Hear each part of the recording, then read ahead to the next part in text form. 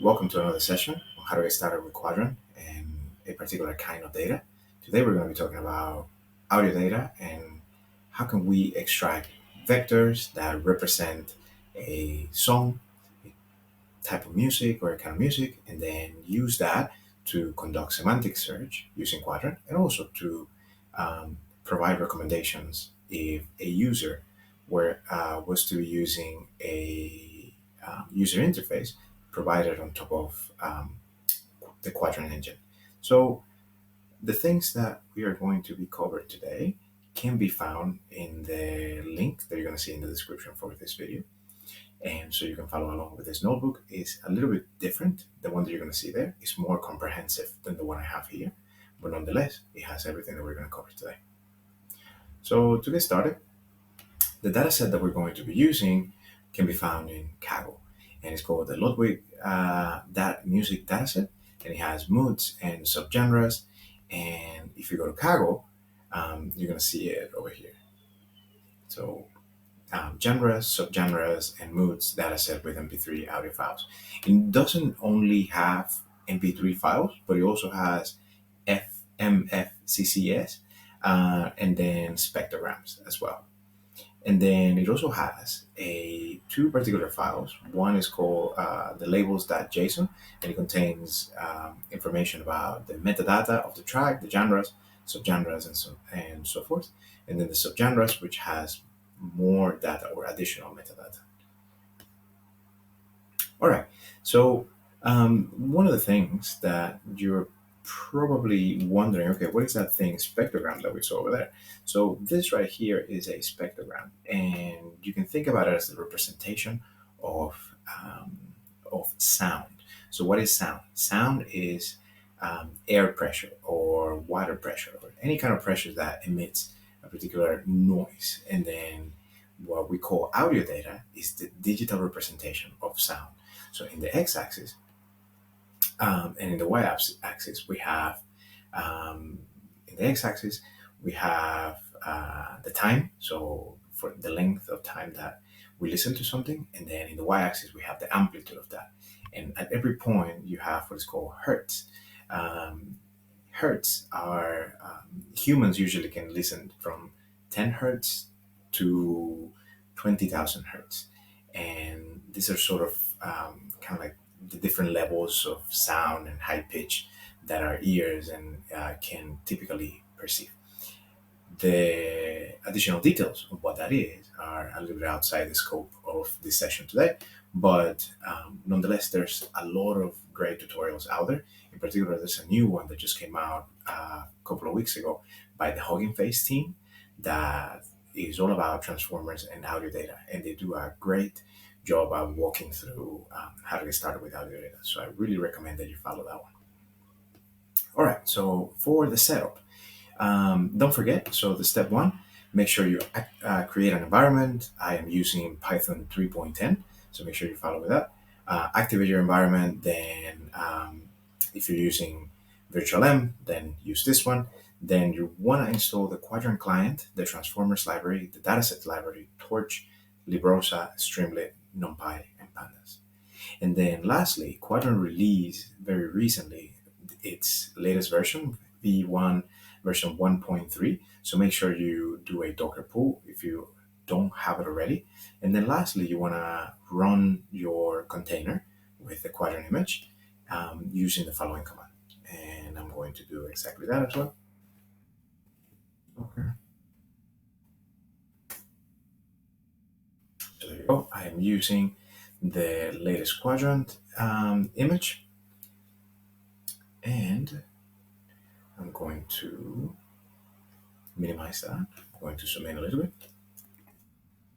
All right, so here are a few libraries that we're going to be using. So we're going to be using the audio file from IPython to, we're going to call it player because we're also going to need another library called audio from the datasets library. We're going to use the Qdrant client. We're going to use the OS module, Glow, and then we're also going to be using Pandas, NumPy, Librosa, and PyTorch. All right, so the first thing that we're going to do is we're going to connect to our Qdrant a container running Qdrant. we are going to create a collection. We're going to call it a music collection. Um, Probably, if you're watching this tutorial, you already know what a collection is. A collection is a set of points, and points are what in Quadrant's lingo is contains the vectors. So we have, and it contains actually three things: an ID, an optional ID, the vector or the embedding that we're going to put in it, and then a payload. In that payload, we can put additional metadata about the data that we're representing as vectors.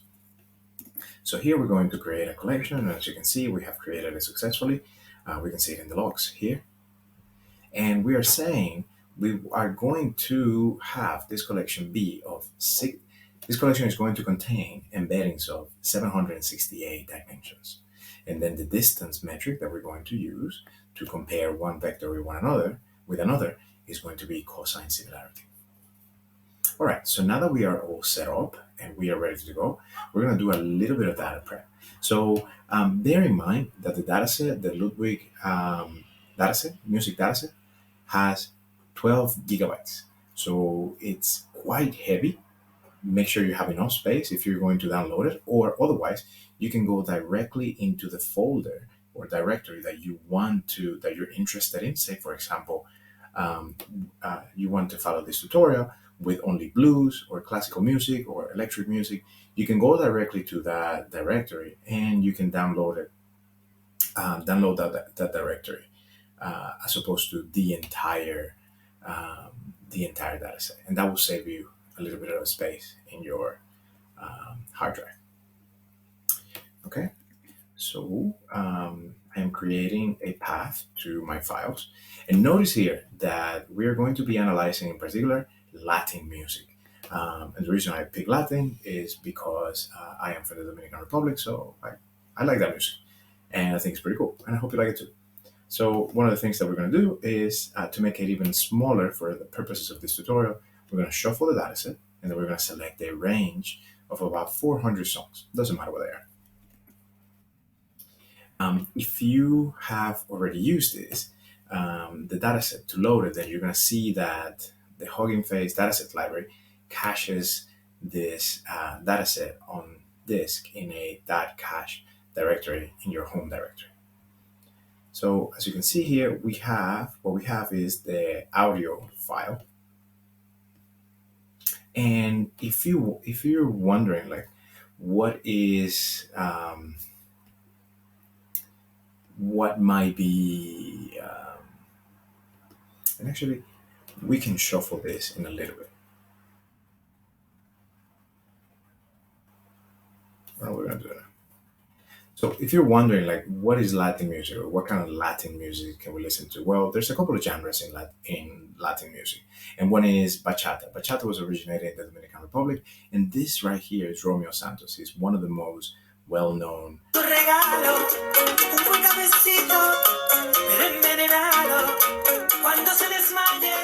So that right there is a bachata. And he is one of the most well-known bachata singers in the world. He has songs with Drake, Usher, and many other people. There's other really, really famous artists like Celia Cruz. There's a very famous song of her called Kimbara. She's from Cuba. Very well-known artist, so in case you were wondering what that sounds like. Cumbia. So now what do we have? What are we dealing with? So what we're dealing with is an audio file which contains the path to where that data set is in my computer. Then it has an array, a NumPy array with the songs, or with every single instance of air pressure or sound. And then the sampling rate is how many of this are compressed in 1 second.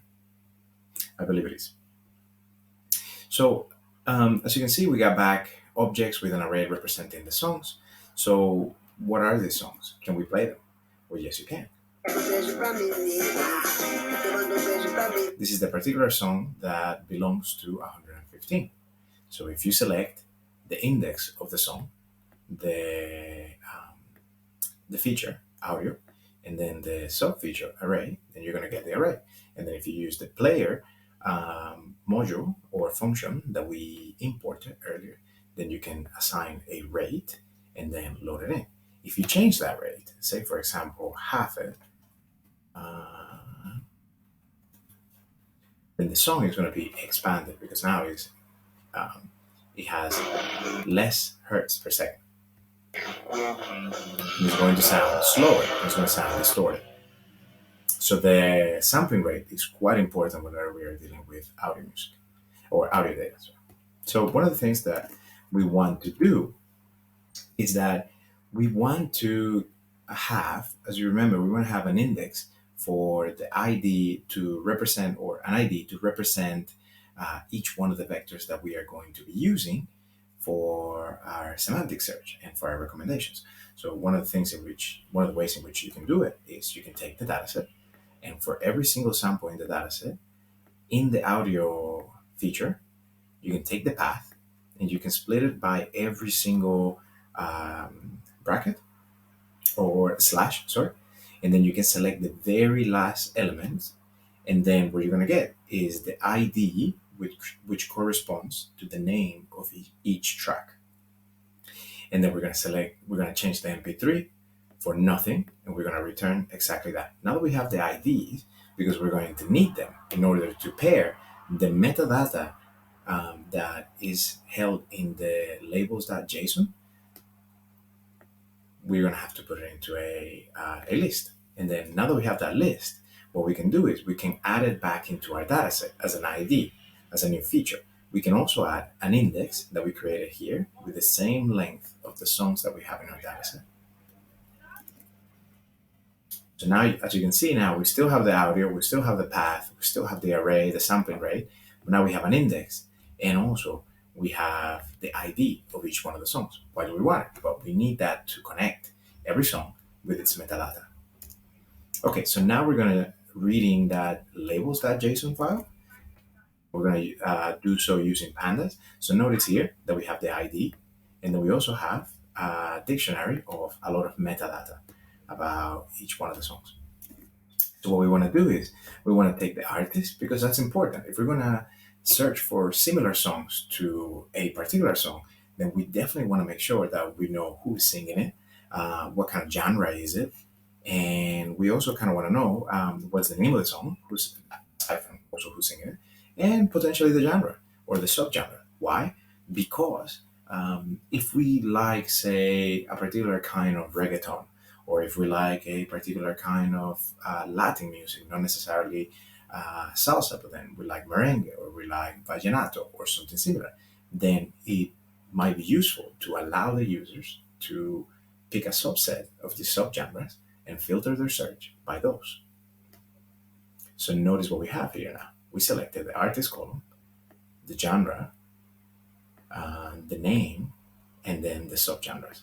Notice how the subgenre is a little bit still messy, so we can clean it even further. So we can take, get the values in the genres, and we can say, let's create a list. And then for every dictionary in the genres, we're going to check if this is a string.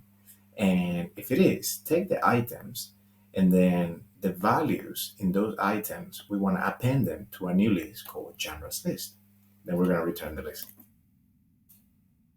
So now we have it a little bit more clean, because since we don't know how many of this it might have, then we're just going to leave it there as a list. And then later on, we can use it in our payload. So notice here that something can be rock in Latin America, or in the Latin genre, but it can also be a new wave, or it can be pop rock, or it can be synth pop, whatever that is, and so forth. So now what we're going to do for the last bit of this, we're going to take all of those MP3 files that we have in our directory, in our data directory, and then we're going to do the same step as before. We're going to take each of those paths. We're going to replace the MP3 for nothing. And then what we are going to do is we're taking all of the files, every single one of the paths, and then we're extracting the ID to get a data frame that only has the IDs and the URLs. So why are we calling it URLs? If you have a vector database storing vectors that represent a song, you don't want to also save the song inside your vector database. It kind of defeats the purpose because you're doubling up. Those songs are probably going to be in an S3 bucket or something similar, somewhere in the internet, somewhere in the cloud. So what you want to do, instead of also storing that, because songs can be quite heavy, or they can be like, I don't know, 4 MB, 10 MB, 20 MB, whatever it might be. What you want to do is you want to store in the payload the URL as to where these songs are at. So that's what we're going to do. The path to these songs, for our example's sake, is going to live in our payload. And we are going to combine all three of those data frames that we created. So we're going to select the columns from our music dataset, the index and the IDs, and then we're going to say merge right with the clean labels that we extracted a minute ago. So that's going to be our right dataset. Our left dataset is going to be this one. How are you going to do? We're going to do a merge on left. We're going to use the IDs and then the index on the right. Same for the music paths. We're going to do left on IDs, right on IDs. And then we're going to drop the index Y. We're going to rename the index X for just index. Now we have a nice looking data frame with metadata. So we are going to drop the index and the ID columns. We're going to create a dictionary, and this is going to represent our payload for later, to be able to, whenever we store our points in Qdrant, this is going to represent the metadata for each one of the songs, for each one of the vectors. As you can see, we have Carlos Puebla, Genre Latin, y el Fuego Fidel, y en Llegó Fidel, Latin, Cubano, and so forth. All right, so now on to the next part. So what are these vector representations? So these vector representations are audio embeddings, and audio embeddings are low-dimensional vector representations of audio signals, and they capture important features such as pitch, timbre, and spatial characteristics of sound. These embeddings can be used as compact and meaningful representations of audio signals, and so forth. And I don't want to read this whole thing to you, but the main idea or the main takeaway from this is that this numerical vector, or this vector with many numbers, floating points, represents a song that has way more than what we might end up with. There are other options to what we are going to be doing, but the most important thing is that to remember that there are different ways in which we can get started creating embeddings. One is by training a deep neural network from scratch on our dataset and extracting the embedding layer. Another one is by using a pre-trained model and the Transformers Python library, say, for example, or by using a purpose-built library like OpenL3 and Pan's Inference. So OpenL3 is an open source Python library for computing deep audio and image embeddings. And Pan's Inference is a Python package built on top of PyTorch and Torch Audio that provides an interface for audio tagging and sound event. You can find them both respectively in their GitHub repos. So OpenL3, I would say, is the best one. So here are the downsides of the two. OpenL3 is probably the best one for music out of the box. If you've never done audio embeddings, this one will probably work very well for your use case, but it takes quite a bit of time to run. Then Pan's Inference is quite fast, but downloading the model and the weights can take quite a while to do. So none of them are kind of like ideal to do something really, really fast.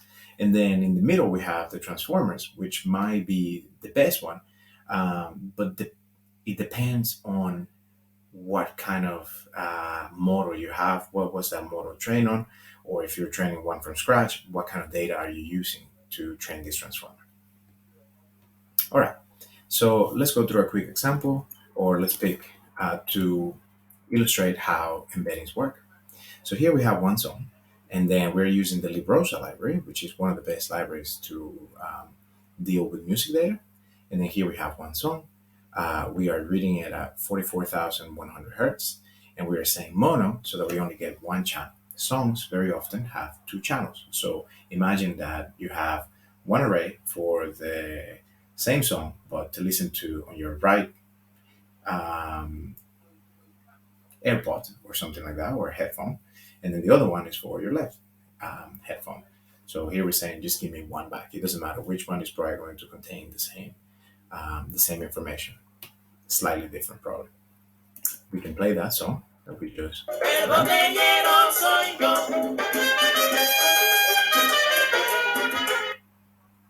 And then what we're going to do with it? We're going to reshape it so that instead of having one long vector, we're going to have a two-dimensional vector. We have one sample, and then we have the 1,322,496 numbers.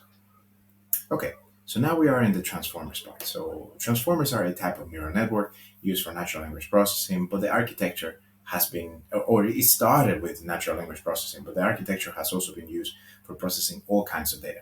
And I believe it was in a paper called El Gato or Gato that the process used in NLP was transferred to different modalities such as audio, image, and so forth. And what it means is that, or in natural language processing, we are tokenizing sentences and words.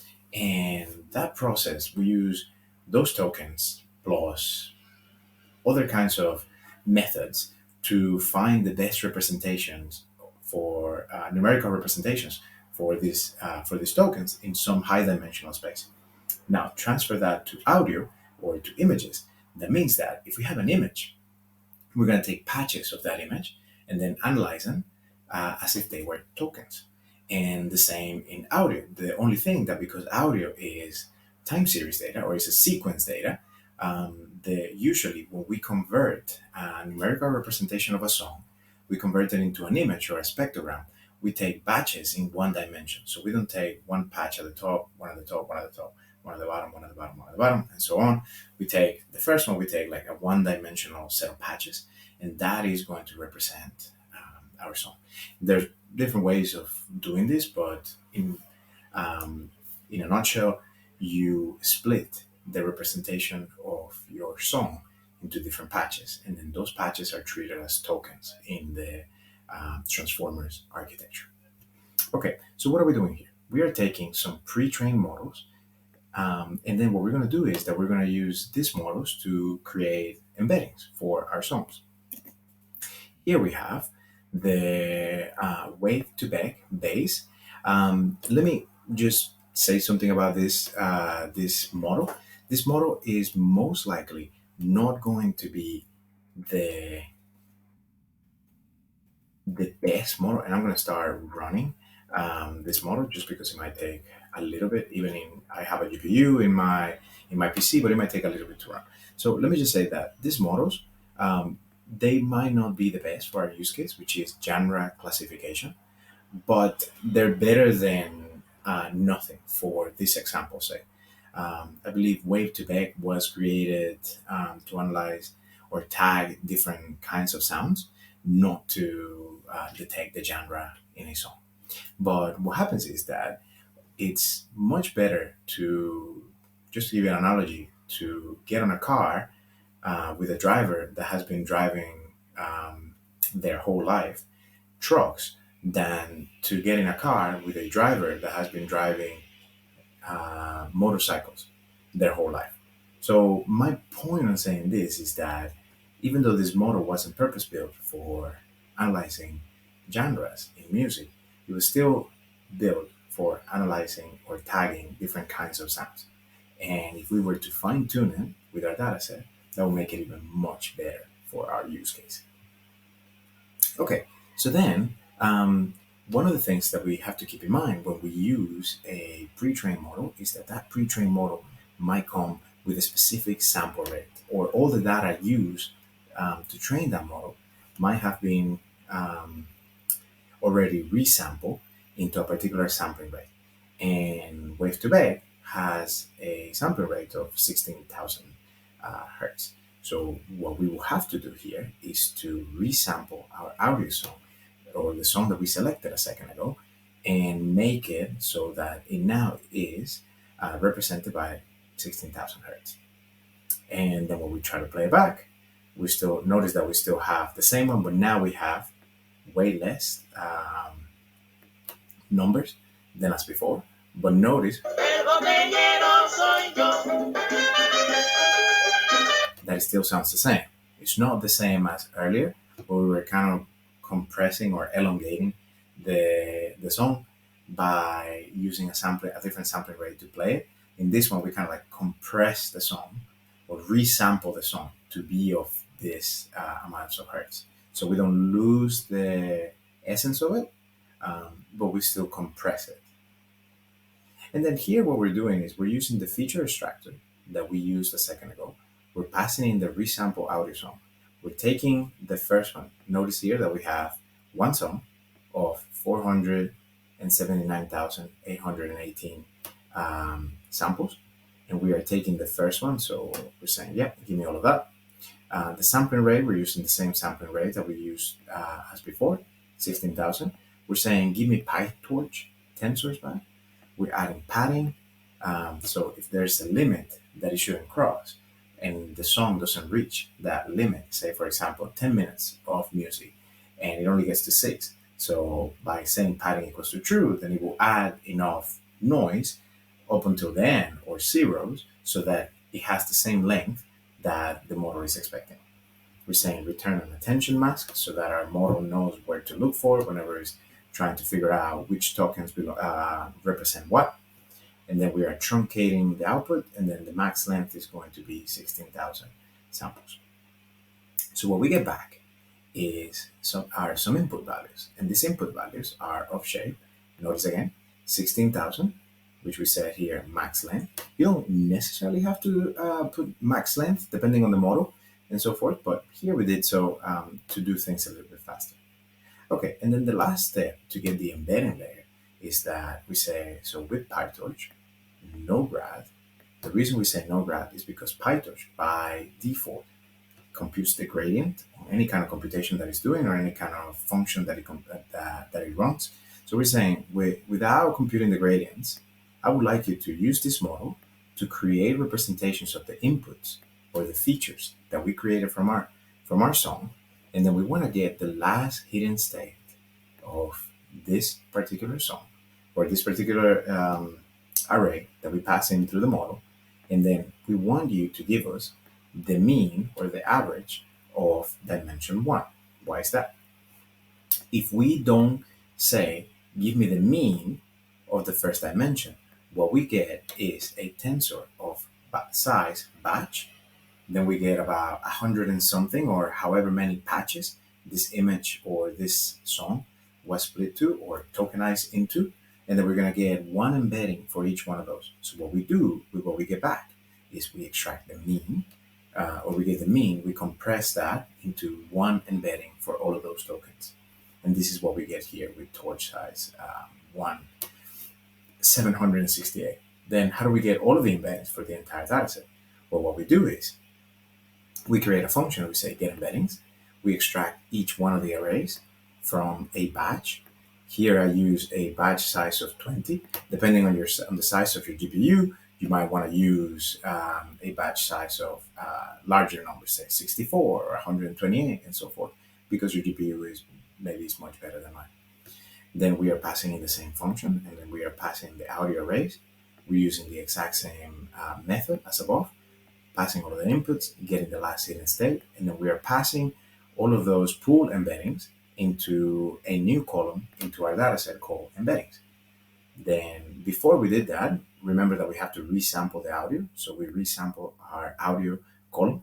Then we map that function to our entire dataset. And what we get back is an embedding layer. And here we have our 400 rows that we read at the very beginning. Okay, so lastly, we're going to build a recommendation system. Well, how are we going to do that? So we're going to do that with Qdrant. And also, as a quick recap, what is a recommendation system? These are algorithms and techniques used to suggest items or content to users based on their preferences, historical data, or behavior. We've all interacted with recommendation systems when we go to Netflix, when we go to Amazon, or when we go to purchase something online. So here what we're doing is we want to put our vectors or our embeddings, we want to add them to Qdrant. Not only that, but we also want to add the index that we created earlier, and we also want to add the payload, the metadata, the additional information for each one of those songs. So for that, we're going to use the client.observed function from Qdrant. And notice that it results in an operation that ID 0, this is the first one that we compute against our collection that we instantiated earlier. So what we want to do now is that we want to use the client.retrieve to extract the information in the payload with that payload attribute, or we can use that with that payload attribute to extract something from it. But we can say, give me a result. Say, retrieve from my collection the vector at index, or the vector with ID 100, and give me the vectors back, just so that we can think about this as um, scrolling through your collection. So if I say result, then as you can see here, I have the artist is Armic, the genre is Latin, name Sapphire Dreams, subgenres flamenco. And then here we have the address or the URL to where that is sitting in my computer. And then here we have the vectors with the embeddings. If we say, give me that first element of those results, then we can get the payload with the attribute, that payload. And then from there, it behaves exactly as a dictionary. So say we want to read this one. So we want to select the payload and use the URL as here. Then we're going to use the sampling rate of 44,100.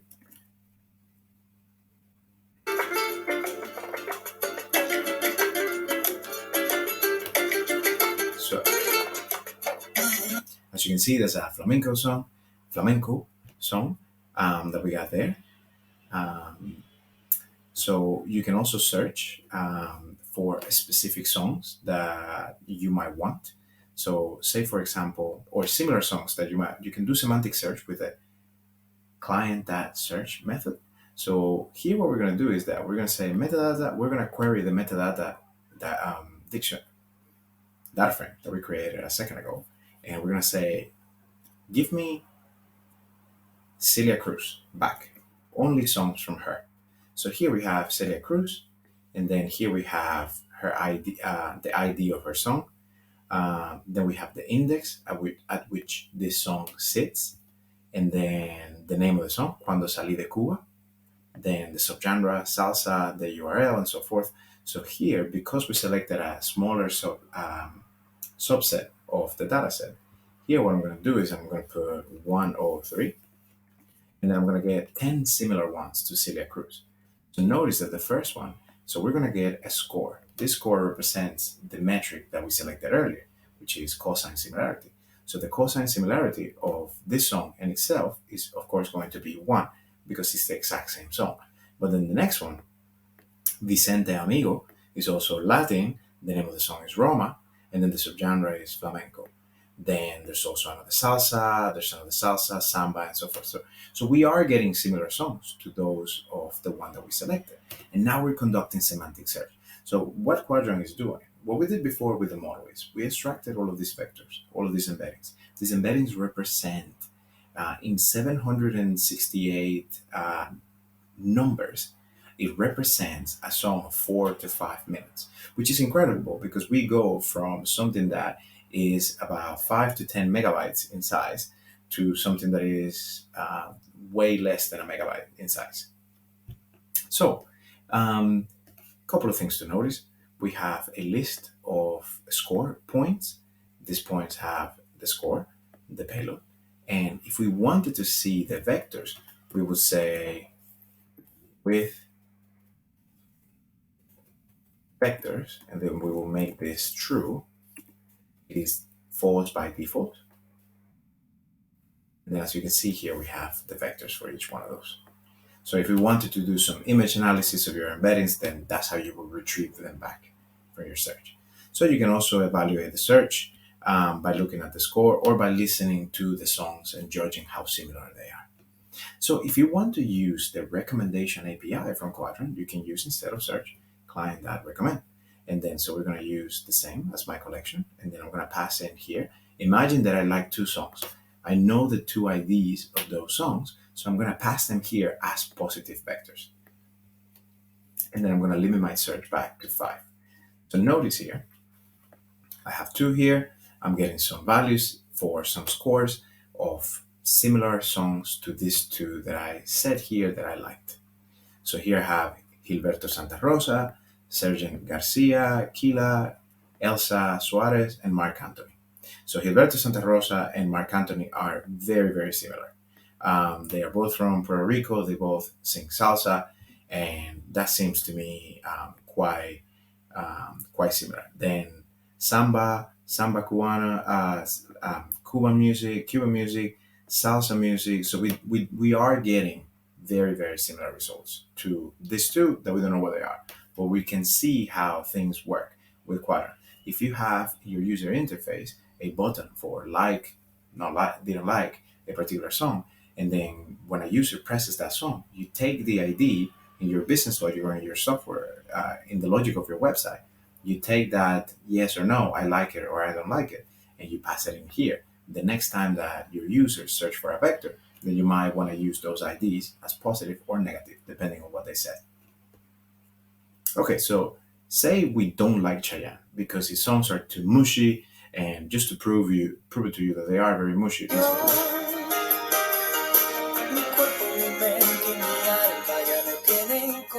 even if you don't know Spanish, you can probably tell that that's going quite slow in comparison to what we were listening to a second ago. So say, for example, we don't like Chayanne, or we do like him, but say we don't like him.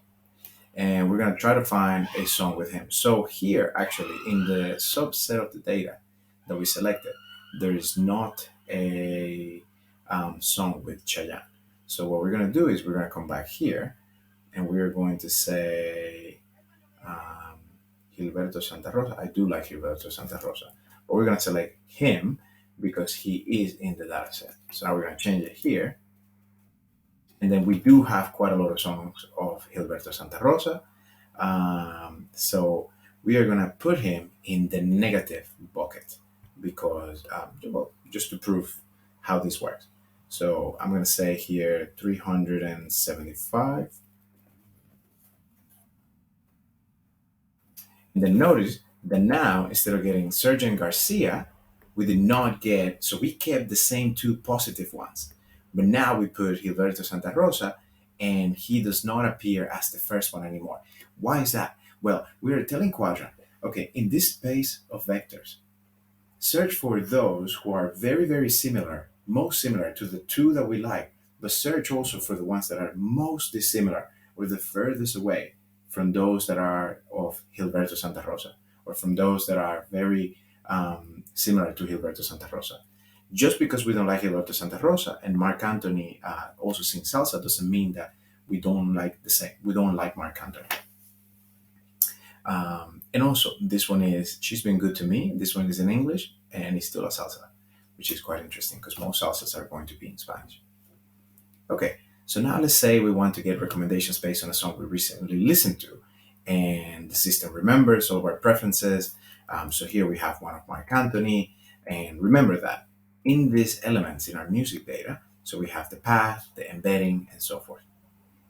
So now say we want to put that one of Mark Anthony here, and we still keep Gilberto Santa Rosa out, which was at 375.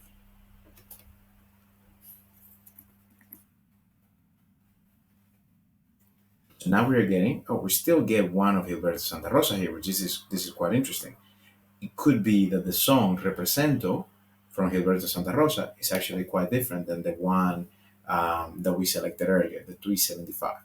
But also notice that now we have more vectors in here. If we were to put this one here, 273, say we don't want Gilberto Santa Rosa, and we let the system know again that we don't like him. And now we're still getting Gilberto Santa Rosa because there's a lot of songs of his in the vector representation or in our collection. So, but now we have a different one. We have Mala Palabra, which is a little bit different than the ones that we have selected. The idea is that regardless of that, the system did acknowledge that these songs are not liked by the user, and it will not recommend them anymore. Even if it makes a mistake or if it does end up recommending one of them again, it will not recommend the one that the user said, I don't like it. Don't put it in front of me. Okay, so what if you wanted to create some filters? You wanted to say, I only want to listen to samba songs. So what you can do is that you can use the filters method from the models module, and then you can say it must contain in the subgenres Latin samba. So let's create this filter, and then we're going to say, um, from my collection, I want you to recommend me. This is my query filter. Songs that contain samba, and then that are similar to this three, and this similar to this one here. So let's see what we got. 459. Oh yes, remember that we only have 400 400 samples. So if I run this again, then we get similar to this three, and then this similar to this negative one. And then let's see if we did get samba. Yep. So notice that based on our payload, we said to Qdrant, okay, give me only samba songs that are similar to this three and very dissimilar to this negative one. And here you go. We only have the samba ones, but we also have a reggae one because it includes samba. So it's not a either or, is does it contain it? And if it does, it doesn't matter what else is in it, so long as it contains it in it. Excellent. So now we saw how Qdrant works, how we can do semantic search for songs, how we can do recommendations for songs. And then we can also evaluate some of the results that we got in that last query.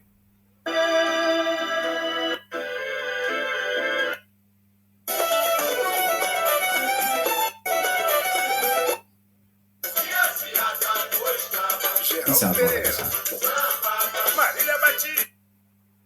Lá vai escorrer, vejo o próprio tem chama. Excellent. So there you have it. Now, if you wanted to put all of this together and create a user interface to test how your system is working and whether you are getting the results you are looking for, what you can do is that you can create a little UI with, say, Streamlit. And then here we have, in a few lines of code, I believe here we have about 41 lines of code. So what we're saying is we're adding a title, a little description of what our app does. We are adding the exact same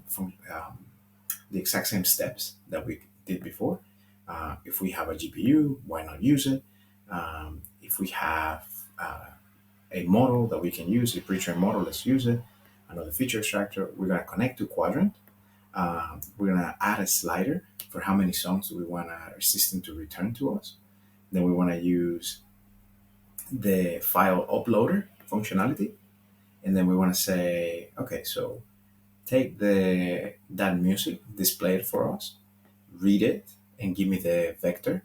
Using that vector, let's resample it, and then let's get the features so that we can then grab the embedding layer as we pass those features through our model. Let's use that vector. To semantically search for similar songs in our database, and then let's display the results.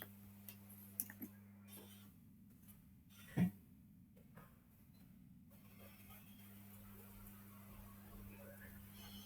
So now our app is starting up.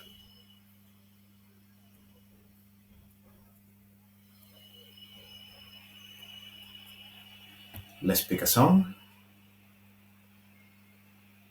I believe I have this one in my desktop.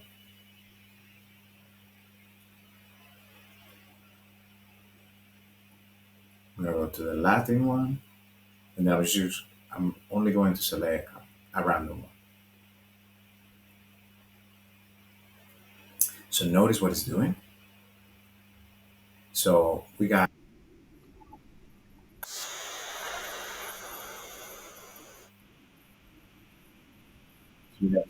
song. I'm not entirely sure what it is. It might be samba. And then we got Viento de Levante. Let's see what this one.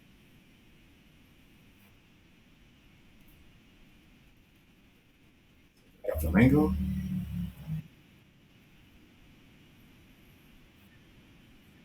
Seems quite similar as well. All of this seem quite similar. It could have been that the one that we picked is actually not even in the data set. And these are the most similar ones that we have. So there you have it. That's how you get started creating using vector databases with audio data. One of the things that you should keep in mind is that remember that this model is pre-trained and it has not been fine-tuned to any of our songs. If you do go ahead and fine-tune this model to your songs, to your data set of songs, then the performance of the model will certainly increase, or will most likely increase, and then you will get even better results, even better quality vectors than the ones that we are doing here. So thank you very much for your time, and I hope you found this useful.